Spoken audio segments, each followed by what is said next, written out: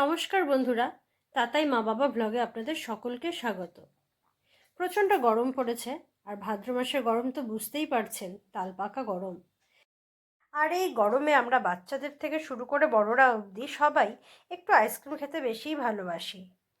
আমার মা আজকে আমাদের সবার জন্য বাড়িতে বানিয়ে নিচ্ছিল মৌসুমির আইসক্রিম।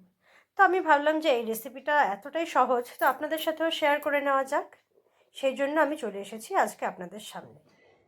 এই গরমে আইসক্রিম খেতে সকলেরই ভালো লাগে। আজ আমি বানাচ্ছি মৌসুম্বি দিয়ে আইসক্রিম।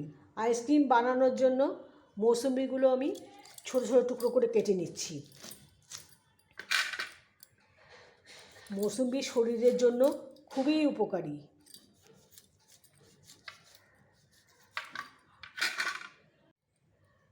আমি ছোট ছোট করে কেটে মৌসুম্বির দানাগুলো বের করে নিব।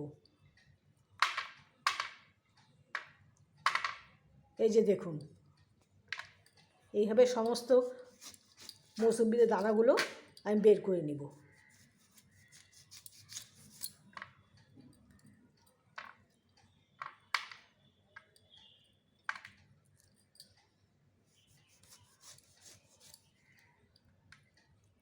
এইভাবে সমস্ত মৌসুমিগুলো আমি ছোট ছোট করে কেটে নিয়ে আর ফিরে আসছি। সমস্ত মৌসুমির দানা এবং খোসা ছাড়িয়ে আমি নিয়ে এলাম। এবার এটা রস বের করার জন্য, জুস বের করার জন্য আমি একটা মিক্সি জারের মধ্যে মৌসুমিগুলো নিয়ে নিলাম।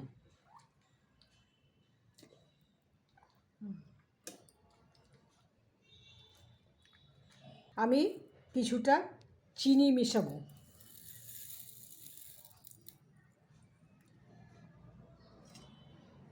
তার সঙ্গে দিয়ে দেব অল্প একটু বিট নুন।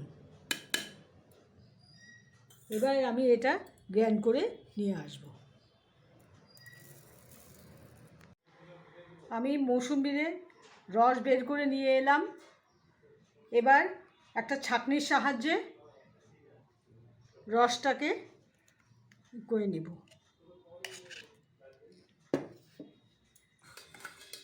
বের করে নেব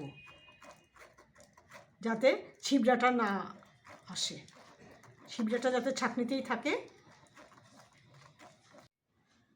জুসটা আমি করে নিয়ে এলাম। আমি একটা আইসক্রিম মোল্ড নিয়েছি, এর মধ্যে জুসটা ঢেলে দিব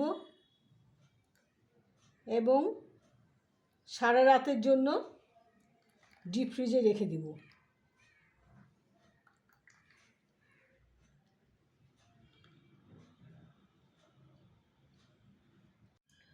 আইসক্রিম মোল্ডের মধ্যে আমি সমস্ত জুস ঢেলে নিলাম। এবার জুসগুলোকে ঢাকনা লাগিয়ে দিচ্ছি। ঢাকনা লাগিয়ে আমি সারা রাতের জন্য ডিপ ফ্রিজে রেখে দিব। কাল আপনাদের বের করে এনে দেখাবো।